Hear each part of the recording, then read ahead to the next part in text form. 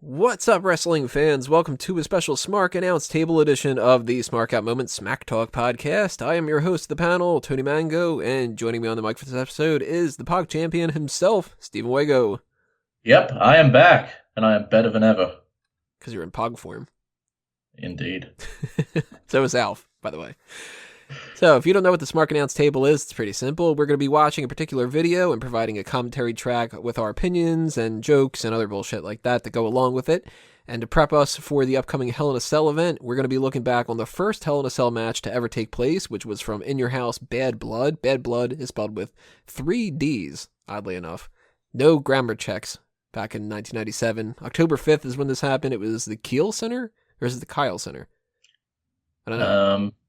Richard Kyle is the guy who was Jaws and James Bond, but I think it's Kyle 2 Center. Either way, one of those centers in St. Louis, Missouri. Now, unfortunately, for copyright reasons, we can't show you guys the actual video of the match itself because the WWE is going to take that down if that happens. But this is how it's going to work if you don't have any kind of previous familiarity with this whole concept. We're going to be watching this on the WWE Network, so we recommend that you guys do the same. You can just sync up your video with the audio that we have when we tell you to. Set your time to 2 hours, 3 minutes, and 15 seconds. So that's 02, 03, 15. And when I give you a countdown of 3, 2, 1, play, go ahead and hit the play button, and we're going to be synced up nicely like that. You're going to get If you want to know if you're in the right spot, Jim Ross is looking up at the ceiling, Vince is kissing an invisible man, and Jerry Lawler may or may not have shit himself. He's either shit himself or he's angry that somebody stole his toy away from him, like a little dog or something. But this is past the Patriot and Vader and Bret Hart. There was a Karate Fighters promo, all that kind of stuff. And this is going to lead into, if I remember correctly, because I forget my notes from like 3 weeks ago when I set this up, I think it's going to go into like a video package for them and stuff like that. So that again, that time is 2 hours, 3 minutes, and 15 seconds. So without further ado, let's get this started. 3, 2, 1, play. So I just got him saying, once a year, he's going to talk about Survivor Series. The cage is lowering, although they don't have the bum, bum, bum, bum, bum, bum, bum, bum, bum, bum. Yeah, that's a little underwhelming. I guess it's just because I've been conditioned to listen to it now. Especially because it's Hell in a Cell, and that's like more ominous sounding, you know? Back when Hell in a Cell was actually dangerous. Like, other than that Shane and Undertaker match, I'm fucking, like, more excited for a cage match these days. Now this, first ever Hell in a Cell, were you watching WWE around this time? Not dedicated, like, I wasn't dedicated to it, but I was definitely into it. Not like super big fan, checks it out every single episode of Raw, that kind of thing? Well, like, my parents are weird. They could afford cable, but for some reason they just refused to fucking buy it. So, like, I had no avenue to watch it. That was my biggest issue. If I could, I would. So I used to, for the most part, not be able to check them out because I couldn't afford it either. But every once in a while, a friend would order something or, you know, get like some bootleg tape afterward or whatever like that. But well, what was lucky for this in the UK is because we didn't have a television deal for the WWE. We'd get a lot of these pay-per-views on free TV, but some of them you just wouldn't get. As for this one, I don't remember ever watching it until later. Now look at this crew that we have. Rick Rude's still a part of DX at this point. European champion Shawn Michaels. Michael P.S. Hayes. Was he Michael P.S. Hayes then, though, or were they still calling him Doc Hendricks? He was Doc Hendricks, I think, but I'm not entirely sure. Doc Hendricks, what a dumb fucking idea. I mean, what a fucking dumbass guy. What are you, Bret Hart? I'm not bitter enough to be that scumfuck. See, that's where he just said no way in, no way out. That's where they got that pay-per-view title. God, look at Michael Hayes' eyes. He's just kind of like, Shawn Michaels is pretty fuck. What the fuck's going on with Rick Rude's chin? It's a big-ass pimple. Yeah, that is standing out. Now that you pointed it out, I can't unsee it. Do you remember the old In Your House theme? No, not off the top of my head. They just kept repeating "in your house." It was like "in your house, in your house, in your house." It's like probably better than that shitty Deadly Games theme that they made. I don't remember that one. Yeah, you're not missing much. Was it just But, deadly games, deadly games, deadly games? no, it was a legitimate song. I just thought it was terrible. Hmm. I think it was actually made by Theory of a Dead Man too, which is surprising because I normally like their stuff. Theory of Undertaker. Sure. Oh, look at that! They cut away from Triple H. He was just about to talk. This is when he didn't have the pull in the company.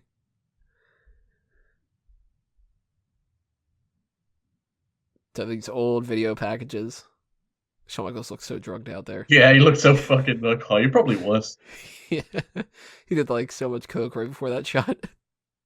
How many times do you think a guy's hit on him? Shawn Michaels? Yeah, like I'm sure someone's got the wrong idea, right? Oh, yeah. I mean, he did Playgirl. Yeah, there's that. And there was He's got the also, earrings on that right I now. mean, he came out like I think so. Like, there's some people backstage. I don't remember who it was. I think Nash said some people had the wrong idea of Shawn because he was wearing the Village People's outfits and shit when he came out to the ring. He's like, That was no, a I'm really sweet just a chair macho shot. man. Just like Savage. I miss JR on commentary. Oh, we got the Alamo Dome shot right there. They're going to come back to the Alamo Dome again for the Royal Rumble this year. That was the one where he wrestled Psycho Sid, right? Yep. Yeah, it The was the whole first Jose pay per view I Lothario ever thing. saw. I was pumped for that Royal Rumble, man. Like a lot of people shouldn't that because there wasn't many stars in it, but I love the whole thing where Austin was just throwing guys out and then just waiting. You doing the whole checking the watch thing? Uh-huh. What That's was great. cool, he checked his watch and then his fucking like puts his hands on his head when Brett's music hits. It was great. There's a Oh, we lot should be. of like real bad problems with that. You know what? Actually, we should probably do that Royal Rumble for the commentary for this year coming up. It's actually one of my favorites. And it's Uh, Alamo Dome, and it's 2017 versus 1997. well, it's like I remember a lot about that card just because like it was the first pay per view I saw. I managed to get the videotape of it and continued watching it. Had some weird matches on, but I guess we should be talking about this show. How good was Shawn Michaels though? And Shawn was so good back in the day. He always just exuded great. I don't know what the word is, but he just had a great intensity when he was a heel. Great douchitude. Hmm. And like I know he was still a little clean the last time he did it, for when he had that feud with Hulk Hogan, but he was still better than his face character. Man, if you had the Shawn Michaels that knows what he knows now in the body of the 1996 Shawn Michaels, and you've got the intensity of the 1997 Shawn Michaels, like, oh man, I mean, he already is the best of all time, so who cares, right? Man, I'm so pissed that I never got AJ versus Shawn though. Oh, there's so I, many matches. I think that would have been like for me that would have probably been the greatest match of all time. Look at this, fucking Sergeant Slaughter's checking out the bottom of the ring. Man, he was a guy that was on almost Hulk Hogan's level once upon a time, and now he's checking under the ring for shit. Commissioner Slaughter. Remember that whole thing with the face masks? Yeah, so he couldn't face them. DX was That's so great. good. They're like, where's Hornswoggle? Oh, he's not going to be here for another 20 years. No one's under there. Yeah, it was always easy to tell when Shawn was coming out. Some fucking pyro things are huge. That and the Razor Ramon one that they used to set up.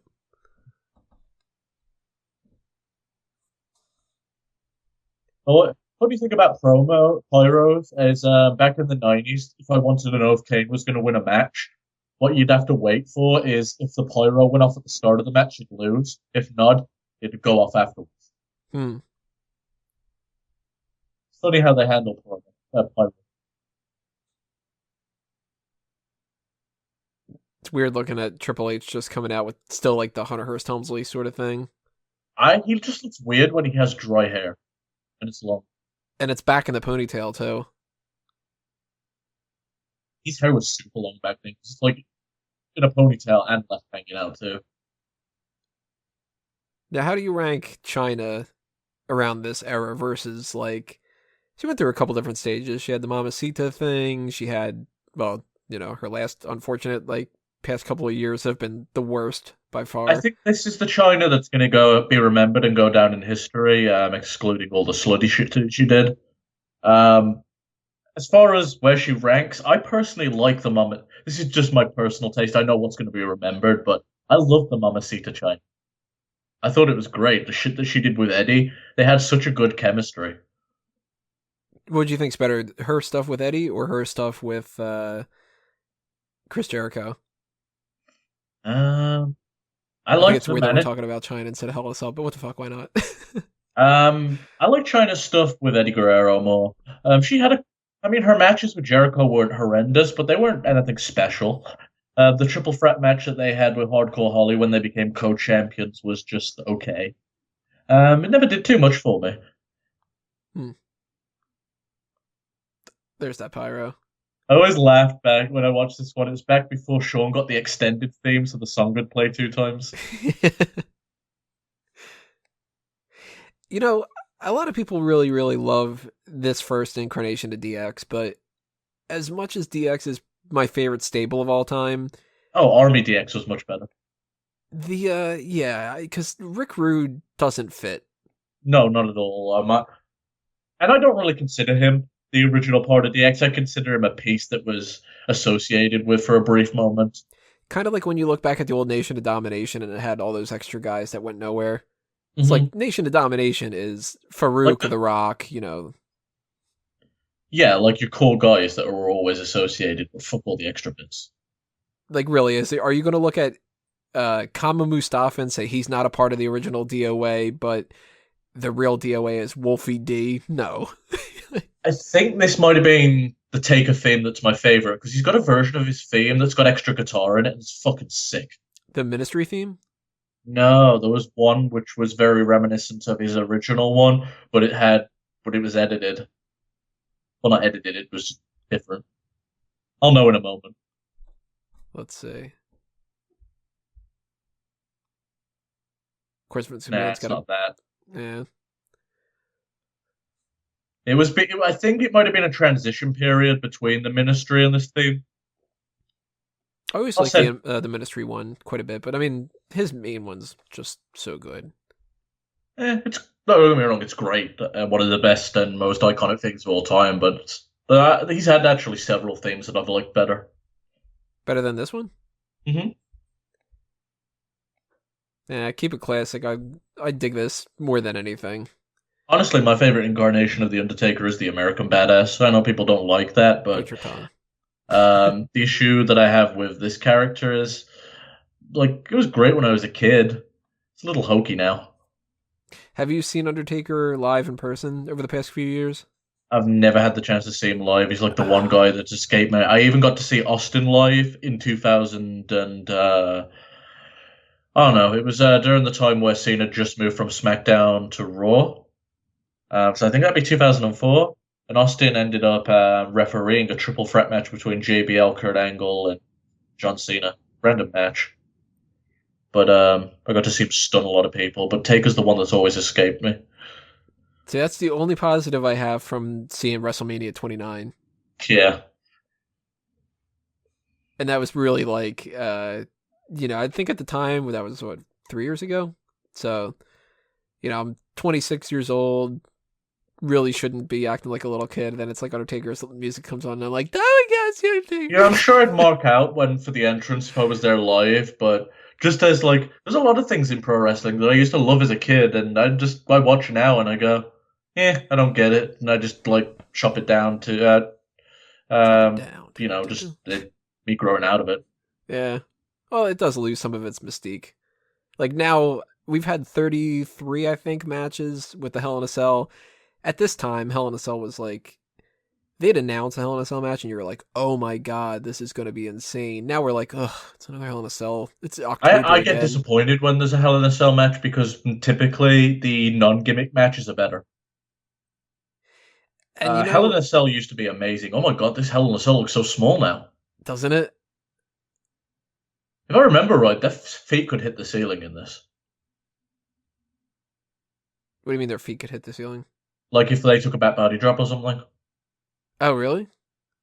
Huh. Because I might be thinking of a different match and a different promotion. I'm not sure because pretty sure WCW had a few shitty structures. Shawn Michaels trying to, can I just leave? No, can I leave? I mean, my title's not on the line or anything. Can I just go? That is weird that his title wasn't on the line, wasn't it? Eh, honestly, Shawn shouldn't have had the European Championship, and obviously you don't want to put it on Taker. The European Champion, the Undertaker. It just sounds weird. It's so weird that he's never won a mid-card title. I like it. I think I was Well, actually a little pissed that he won the hardcore. hardcore belt, though it did work for his American Badass character, I guess. Yeah, that makes perfect sense. It'd be weird to I see love that him he be used to like wear it United around his States neck. champion or something. Yeah, I wasn't watching with the belt around the neck era. Oh yeah, he used to just wear it, come out on a motorcycle with the hardcore title around his neck, and then typically beat the shit out of Rob Van Dam. I like it. Big boot right in the face to be the start of the match. I love that. Like this is like what I love about the this era of wrestling. It was a lot more about storytelling. Right now, if this was a main event for a fucking today's era, we would have seen somebody hit the ropes about 4 times already. Like it's just so simplistic and pure. This Taker's just slowly stalked him around the ring, and Shawn's selling it like $1 million. And now now Taker's barely doing anything, but it has way more effect than anything that you see in today's wrestling. And Shawn's doing his typical shtick where it's like, let me throw you against the turnbuckle and you'll fly halfway into the crowd. Such a good pairing. It's I think this is like when I watch these matches from the '90s eras, especially this period, it just reminds me of like a lot of the art that's lost in modern wrestling now. A few guys know what they're doing. And a A lot of lot them of are it, ones that kind of like pioneered themselves after some of the other guys. But I mean, as much as I like the athleticism that we have now, I do sort of miss having that kind of just like, let me shut off my brain and watch this zombie dude beat up this pretty boy. see, like Taker's not doing anything amazing, but his character and his presence is so much more intense, known, established. The mystique's still there that you're into it. And honestly, looking back at this version of the Taker, he still has some of that mystique. It's like it was shredded as he aged. Well, I think American Badass stripped him of some of that. Um, But it I was a good think, idea for I them to think, do that too. I, So like if they would have just kept this going, people would have gotten tired of it. I think that started when they humanized him when he cut that shoot promo on Vince when he was Fat Taker. You remember Fat Taker? Yeah, I remember Back when he Fat used to Taker. come down in the long sleeve T-shirt, looking like he's just like And he out of doesn't want breath. to take his shirt off to go swimming, kind of thing. Uh-huh. People forget about that period of Taker's career. It was really shitty. Shawn Michaels, by the way, he was always my favorite to take the old school because he would always jump up afterward. Shawn just was the best at anything. It's like he made his entire career by making other people look awesome and then kicking them in the face. And it's like you look at somebody like a Shelton Benjamin and you go, what was Shelton Benjamin's best moment? Oh, the time he got kicked in the face. Yeah. That was a pretty fucking sweet match, though. And I like Shelton Benjamin, and it's still just like your high point of your career is getting kicked in the face by Shawn Michaels. I like him when he doesn't talk. What, Shelton? Yeah. Honestly, I never thought he should have beat Jericho in that IC feud. Still hoping that when he comes back that he gets a decent push. I don't know, he's fucking 40 something. There ain't no fucking upside to Shelton Benjamin at this point. I like the guy, but yeah, see? Yeah. That or Jim Ross just lied to me and I believe him. Because I like looked down briefly when that happened and I'm like, see? Happened maybe? You just blindly believe anything Jim Ross says. You're like, well, clearly his barbecue sauce is the best. I mean, shit. Clearly, by God, he's got a family. He's one of those guys that I used to fucking like worship the ground of and like his word was gospel.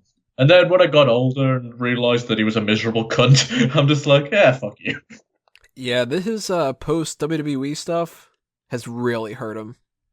I mean, he's still the legend, and he's still like the epitome of everything that he was before, but now it's just kind of like, I don't know. He reminds me of like an old man in a retirement home that's still talking about how everybody should be doing life. Undertaker related, I guess, and grumpy old men related. Brother Love, Bruce Pritchard. He started a podcast recently, and it's actually really good because he was actually there for Shawn's fucking tight to pull down. He started a podcast recently, and it's really cool because he talks a lot about this period of wrestling, and he was actually there for it. And he shits all over Dave Meltzer, so I fucking love it. What's it called? Like, I'm loving it. It's called Wrestling. It's called Wrestling with then Bruce Pritchard. Wow, that's lame. Yeah, you should have a pun thing, like Smack Talk. Look at how small the cage is, though, with like the space between the ropes and stuff, though. Even I like that though because it made it more dangerous when they flew off the fucking side of the ring and hit the cage. Move, you fucking idiot cameraman! You can tell he's clearly going to throw him towards you. I liked the cell just because it was so fragile but close, so the beating was more hellacious. Pull your fucking tights up, dude. You see, when I was in the ring, that shit drove me crazy. If I felt it, I'd I'm gonna pull you up. I don't care if I've got a cell. Well, how often did Shawn Michaels show his ass? I've seen it twice. I can remember at least 3 times that's happened. Unfortunately, I've seen Shawn Michaels' ass, Kurt Angle's ass, and Ric Flair's ass. All courtesy of Shawn Michaels. Different house shows. He kept doing the spot every time he came to England where somebody's pants would get pulled down. And I'm just like, why the fuck do you do it every time? It's like some backstage joke. He's just like, hey, I'm going to show my ass again. I think it must be a rib. I don't know what the fuck it is.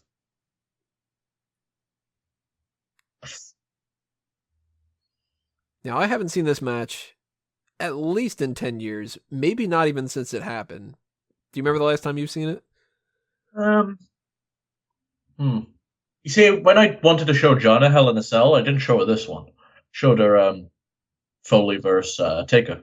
Yeah. Because, that's the one you gotta show. That's why we're doing that one, too, and not just this one. But we had to do this one, though, because it is the first one. I want to say it's probably been in the last 5 years, but I can't say for sure. I don't go back and check out a lot of matches other than Royal Rumbles all that often. One of my favorite pay-per-views is the Royal Rumble 2000, so that's a pay-per-view that I check out probably once a year. That's a fun Royal Rumble too. Mm-hmm. There's another there's a couple of pay-per-views like that where they have certain memories for me, so I check them out regularly. But I don't go out seeking old matches, and that's something that I really I think a lot of people thought they'd love about the network, and then a lot of people realized how much they don't want to relive stuff. Because I was like, oh man, I'm going to watch every Raw. I tried.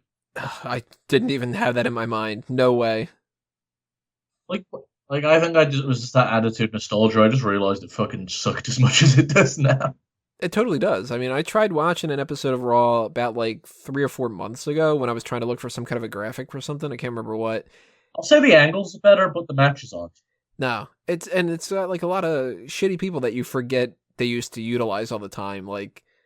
How many times were there matches with Flash Funk and stuff? And it's well, I really don't want to watch that. The segments were definitely better. And the way they went off air was much better. Oh, but so much more energy. Yeah, they always left in chaos for the most part. And it was what's going to happen next week?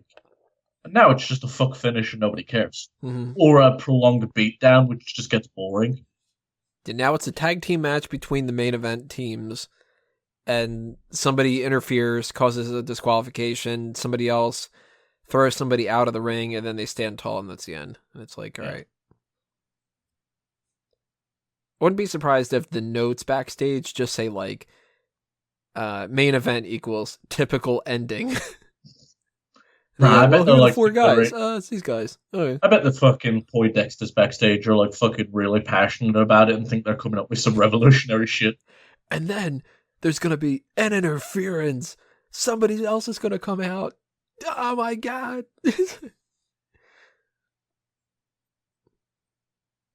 And people used to punch better back in these days.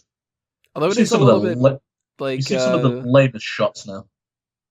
it is a little bit weird seeing Undertaker take a beating from Shawn Michaels, though. As much as Shawn Michaels is my favorite, it's like Undertaker should be kicking his ass. And when Shawn Michaels is punching him, it's like, yo, you're supposed to be the dead man. Why don't you just Well, go to be like. fair, 9/10 of this match is Undertaker kicking the fuck out of Shawn Michaels. That is true.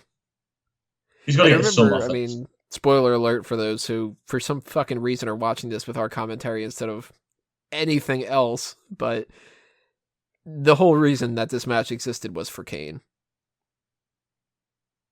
It's got to be Kane. Oh, that's right. We're going to hear that. He's got a shot. he's got a shot. That's got to be a man who's got a shot. I wonder if people like have missed our shitty jokes since you've been doing more material on your own now. Oh, the stupidest part is every once in a while I'll just throw one of those Say jokes one on out your anyway. own like a sad loser. Yeah. Yeah, I've got to try and not make those jokes to Dan when I do the UDMA podcast because, like, he'll be like, "What?" What do you mean somebody's got a shot? I don't get it. Then you're like, I don't get it. It's a joke too. Yeah, like I'll be talking about Cain Velasquez and I'll be like, "Hey, Kane's got a shot." That's something we haven't seen people do in a while. Somebody climb up the little side of the cage like that and jump on Yeah, why someone. the fuck does nobody climb the inside of the Hell in a Cell? Nowadays, this is what I hate about Hell in a Cell. Like this one, the first ever Hell in a Cell that we're getting, now we can look back on it and go like, oh man, you know, certain parts good, certain parts aren't, whatever. We're watching Shawn Michaels climb up side of the cage and it's like, wow, you know, we haven't seen that happen ever for the most part. Now, all they really do is sort of that, we're going to see it 2 Sundays from now. Somebody's going to pick up somebody and ram their head into the side of the cage. Somebody's going to run and they're going to move out of the way. Somebody's going to do that slingshot move. That's like really it for the most part. Like they don't do all that much. What I like about this, I didn't realize how much I liked the cell being smaller. Kind of He just had an issue right there. Literally right after you say that, it's too small for him to swing it around. I like that they're forced. It like feels like the action's more forced, and they're using the outside of the cell so much more in this match. Yeah, they're spending a lot of time out ringside. Well, the thing is, like, I never got mad that they didn't go outside the cell sometime, because the whole point of Hell in a Cell is it's meant to keep the competitors inside. Right. So I didn't care about that. It's just the way they used it now is just dumb. It just feels like it's unnecessary. I'm just like, all right, so the biggest high spot of the match is that you suplexed them on some steel chairs. The fuck did you need a cell for? I miss this. Even though Shawn fucked it up right there and he couldn't pick him up at first, that pile driver is so good. I like that though. They just bleep something. It showed. Oh, he's just saying "fuck off." I think he's got pissed off that he's in the way. I like that. Makes it look like wait, I think something just happened to your mic, Wago. You can't hear me? Yeah, I can barely hear you anymore.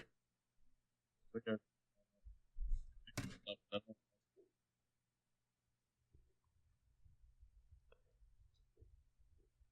Something just happened on the screen too. Oh, you saw that go black too? Okay, that was just so that was yeah, okay, that's weird coincidence because now your quality is back. I muted the mic and unmuted it. It seems to have worked. I'm not sure what that was. This is a weird coincidence. We legitimately did not plan that, everybody. That's just awkward. Shawn fucked our tech up. Such a violent shot.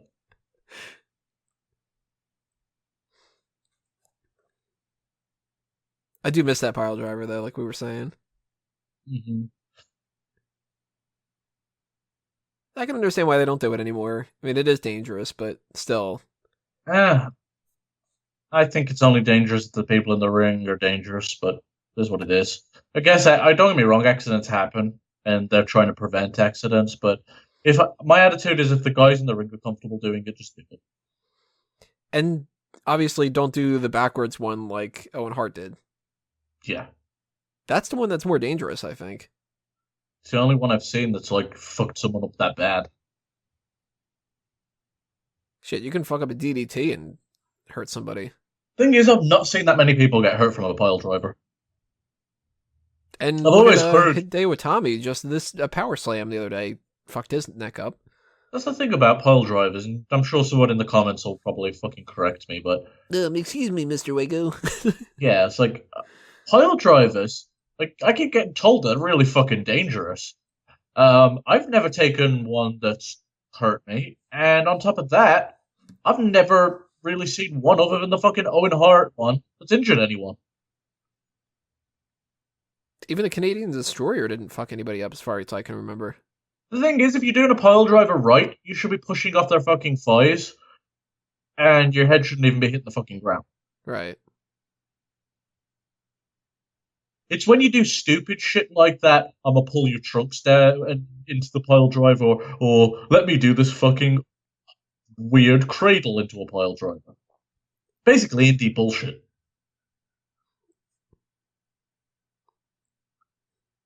Every time Undertaker punches Shawn Michaels, in every single one of their matches, Shawn always makes it look like it hurts like a son of a bitch. Yeah, but it's weird. Like, he bobbleheads back towards him. It's like, shouldn't you stumble back a bit? Oh, why don't people do this spot anymore? Getting caught up in the ropes? Yeah, I fucking loved it. I can't even remember the last time it's happened. Can you do it with these ropes now? Because these ropes look way different than what we have now. That is true. Although I can't tell which ones would probably be tighter. These look like they might be tighter. I don't think these are these legit ropes or are these cable? Ooh. I don't know. So I'm wondering if it's a thing that only works with cable. Because they use legit ropes now. And I know that because apparently they wanted OVW to use ropes like them right on their next show before the guys could get used to it. And Jim Cornette's like, don't do it, they'll get injured. And then like a bunch of his talent got injured.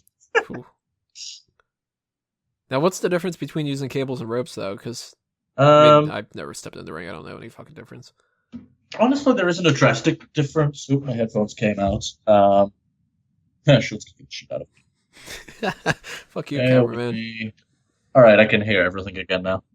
But the main difference between cables and ropes that I've found is cables easier to bounce off of for springboard moves, and I've always found it easier to stand on top of a cable. If I had the choice, I'd pick a cable every time. But a lot of guys just prefer rope, and I'm not sure why. I think I prefer Fios. Actually, I wish I had Fios. I'd get rid of fucking Comcast so quick. This cameraman is a poor fucker. You know, 1997, around this whole, like, because this is October 97, so go back a year to October 96, that year-long span, a lot of things have revolved around Shawn Michaels and a camera.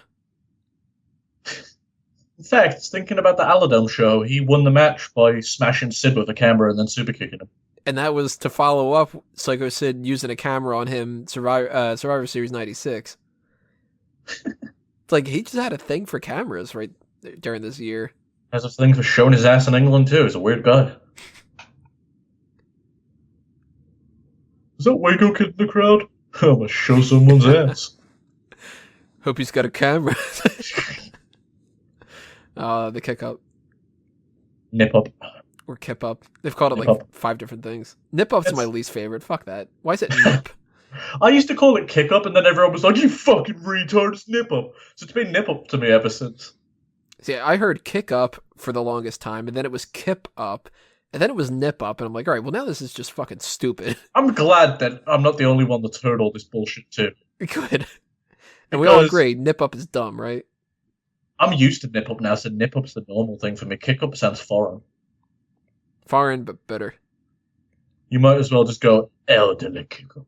Because it's like, well, he's got the super kick, not the super nip. Well, he's not the only guy that does that. Nip up. Makes no sense.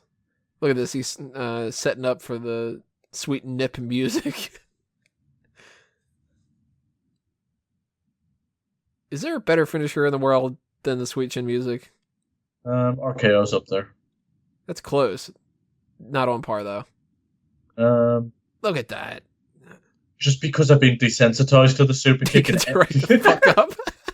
Is there a better finisher than the one that completely gets no-sold? Yeah, Undertaker's never done that, has he? See, now we were talking about at the beginning of the match, what would have happened? At the beginning of that match, it would have been like 3 finishers would have gotten kicked out of.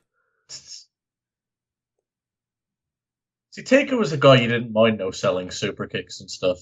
Yeah. That's an iconic shot right there, that slingshot. It's a fucking good blade job, too, because you don't even see him do it. Yeah, I really didn't see him there. That was quick. He was bleeding before he hit the cage, but it was just done in times that looked like the cage did it.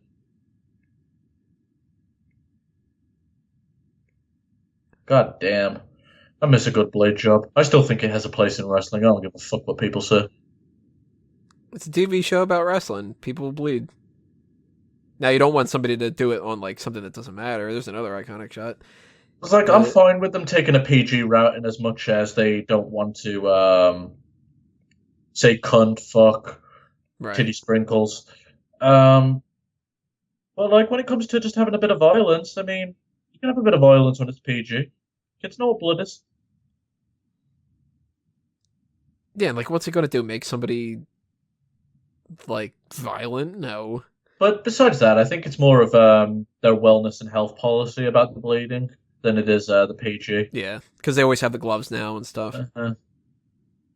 Back in '97 when this is happening, Earl Hebner doesn't give a shit at all. But it's been confirmed that they fucking got elbowed in the face. Randy got elbowed in the face to bleed, and it was deliberate. So they clearly want blood. Just fucking bleed. Like, just imagine how much better Orton would have felt if he just got the blade instead of having his head fucking stapled. Probably wouldn't have missed Backlash then for having fucking injuries. I don't know what his other injury was. Was it just the staples in the head still? I don't know. They're like really being hush about that stuff lately. Like they still haven't said what's happening with Becky Lynch yet. The whole roster's a clusterfuck right now. Not to get too off topic, but Cena's leaving for a while. Yeah. Orton's always hit and miss. Brand split, man. Hey, at least we got Mickie James and Kurt Hawkins. Ah, Mickie James. So glad she's coming back. Actually, like Kurt Hawkins is one I'm excited about, not other people, especially fucking Drew, apparently, from what I heard. By the way, Drew, go fuck yourself. SmackDown's way better than Raw. Look at that shot, man. When they were climbing up on the top, camera. Such a good thing. Like, look at that. Oh, there's nothing special about that. Like, they don't do these scenes anymore. Now T's getting his fucking face grated against it. That's just awesome. Someone just shout in the crowd, shit. Yeah, they didn't bleep that out. Man, this was just like, I remember at the time when this is happening, I was just thinking to myself, like, I'll never see anything crazier than this. And then it was like, of course, the next one that we're going to be doing on the Smark Announce Table is just like, yeah, fuck that. Poor Foley. Like, oh my, like, how would I have been shitting myself if I was up there right then? Oh my god, I wouldn't want to climb the fucking middle rope, probably. I'd bust my ass. Let alone top rope, let alone stand on top of the cage, let alone fucking Undertaker pick me up. If Undertaker picked me up and I was on the goddamn ground, I'd be worried. Something I'm going to bring the topic up now, but as a reminder to discuss it when we do the other Hell in a Cell. The debate about the ceiling breaking being legit or not. We'll definitely have to keep that in mind. So that's a big controversy. Here's the this is the biggest spot, isn't it? Yeah, this is the one where he goes for the table. Always like this. Nice. It's so simple too. It's such a simple spot, and then when you watch Foley, that'll go through it. It like blows it out the water, though. Yeah, it's not even close. But at the time, I mean, even now, like I know that this is going to happen. I know who's winning the match. I know this kind of stuff. I still think that that's fun as hell because it's like, I don't know. There's obviously a certain level of like stupid writer part of me because I always hate it in like movies and stuff where somebody's holding on to something like a a cliff with one hand, and it's like, why doesn't somebody just stomp on the other fucking hand, Uh-huh. you know? And it's What's like Undertaker did that, you know? What's cool about that too is, and this is what separates Shawn Michaels from Dean Ambrose and Seth Rollins, for example. They remember when they did that spot where they both fell off the cage. Mm-hmm. It was just two guys falling off the wall. Shawn, fucking, well, I said that really intensely. Shawn, fucking, he Oh, was like panicking in the fall, like grasping for the cage as he mm-hmm. doom was met. It's like And he he did puts it in a emotion safer into way everything. too. Like by holding on and not falling from the top of it and stuff, that's a safer way to be able to pull it off. But it's also within character, so he just knows how to do shit. Yeah, it's just like the small things, and people don't appreciate it, but they are seeing like they appreciate it, but they don't realize they appreciate it because they'll watch a Shawn Michaels match and go, "That was awesome," and watch the same guys. Then they can watch the same guys do the same match, but it doesn't have all the things in, and it's like, "Oh, that's not as good." And you don't really know why, but then if you break it down, you can see it's just Shawn's that good. If you break it down, oh yeah, Oh, that that's one of stuck my pig. This is one of my favorite blade jobs. So I think the best blade job that's ever been was the Eddie Guerrero JBL match, but this is up there. Then again, Shawn's always had a history of good blade jobs. Did you ever see the Survivor Series match? Oh yeah, Team Austin versus Team Bischoff. he knew how to do that well too. Like Oh, he maybe never he just had didn't like give a scars fuck all about over his his face body. and stuff, but he was able to do like the Ric Flair without being Ric Flair. Hmm. And Undertaker just stalking, you know that he has this match won. So do you think because like the old style of wrestling's lost, we'll never have anyone as good as Shawn Michaels, or do you think someone's eventually going to come along? It's gonna have to be somebody who I don't know, like Like if I had to, like, and I'm not saying this just because I'm a mark for the guy, but if we're talking like who's the best at the modern style of wrestling, it's AJ Styles. But he doesn't have like the he does character and stuff too. he doesn't have this whole Bravado. there's a thing about like the older style of wrestling, which was more about storytelling. And it's just so like I just like it so much better more I like it so much more better than the current style of just let's go at it really full pace. That's the thing is like Shawn Michaels, he has the athleticism and he has the character and he has like all the other elements. There's people now that are on par with the athletic side, but they don't know how to tell a story. And then there's people That who fucking chair shot. Fuck me. that smack. You never hear Yeah. that smack anymore. Oh, that was fucking. I love it. And the dent from his fucking head. Mm-hmm. Oh, here we go. Smile on my face right now, even though I know what's gonna happen. I love the old organ too at the start. Mm-hmm. Oh, I was expecting fire. Yeah, I Forgot. know you think There you go. afterwards. That's the fucking Brock Lesnar level of pyro when they fucking miscue it. Yeah. That's gotta be. My God, he's got hair. He's got natural hair. Jim Ross right now is like, by God, he does have a family. Fucking I always How laugh cool when I is see that? Kane do that with such ease, and then I go back and watch Mark Henry. Because Mark Henry's stronger. That's great. Mark Henry's just struggling with his cage door like no tomorrow, and Kane just like, yeah, fuck this. Damn, Kane was in such good shape back then.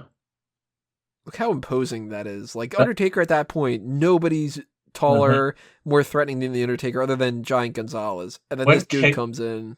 this version of Kane is the most scariest, imposing, intimidating character in all of the history of pro wrestling, and I don't care what anyone says.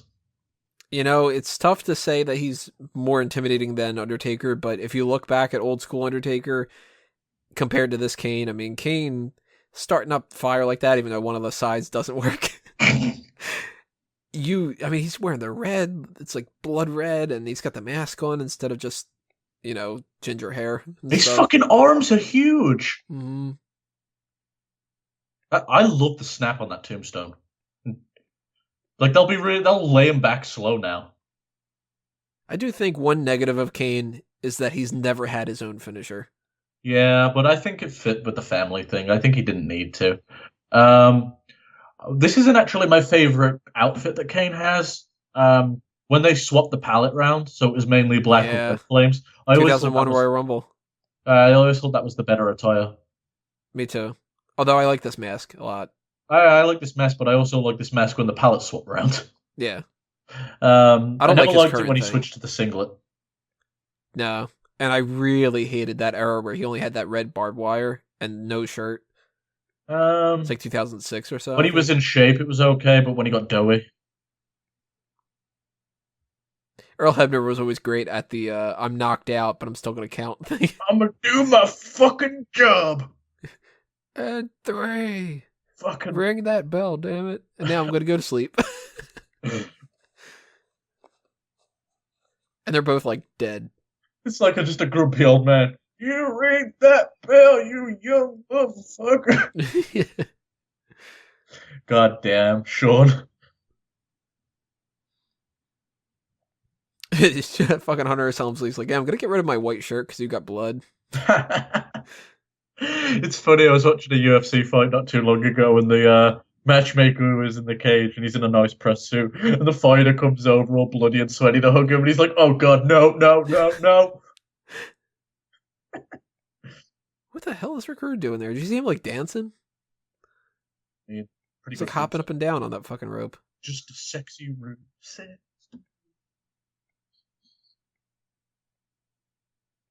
You know, it's been a hard match when Taker's mascara runs. He's just crying because he's like, oh, my brother is alive. I'm so happy. He's alive. He's alive, Undertaker! Let's go to make it, Undertaker! Look at that, somebody throwing their drink at Shawn. It's like, Shawn, be conscious for a second. You need to. Yeah, they just had a bottle of water and they were throwing it. They're like, wash off the blood. It's a little weird seeing Triple H pointing at Shawn's crotch. Yeah, suck his dick. I mean, Kane related, we've seen much worse from Triple H. That's true. Man, Kane was so fucking awesome. He still is awesome, but still, no, it's he's like not. He's fucking just. He's so fucking. Like, don't get me wrong. Whoa, my voice just broke. Yeah, don't get me wrong. I'm gonna get back to my 12-year-old self. Well, what do I think? No, I mean, the current era Kane obviously doesn't match up, but when you look at his overall scope, it's like Kane's still one of the best characters. Don't get me wrong. He could still have a good match, and he's still in pretty fucking good shape for a guy his size and his age. But like, he's just like his character's done at this point. He doesn't have a character. Did you watch SmackDown this week? No, this is the first one I've skipped. There was a tag match with him and Randy Orton. Look at that. That's such a shitty thing to do. You got Undertaker on the screen and it says winner Shawn Michaels. Randy Orton's tagging up with him and he's like, Randy, you got issues. All right, guys. Well, now the stream is over, so that means that we're pretty much done. That'll do us in for the Bad Blood match, but we have another coming your way with the King of the Ring Mankind versus Undertaker one as well. For now, make sure you leave your comments below. Chime in on anything you want to talk about. Leave your comments of like your thoughts on a review itself too. Subscribe to us if you haven't already. Give us a thumbs up all over social media and follow us on Facebook and Twitter at SmarkOutMoment, Wego at Stephen Wego, me at Tony Mango. As I mentioned before, if you've enjoyed this and you want to hear more about the same type of content, we have the Fanboys Anonymous fan tracks. That's for movies and stuff like that. And we're going to have another thing coming up for Smack Talk. So thank you all for listening, everybody. This has been another Smark Out moment, and we're being counted out.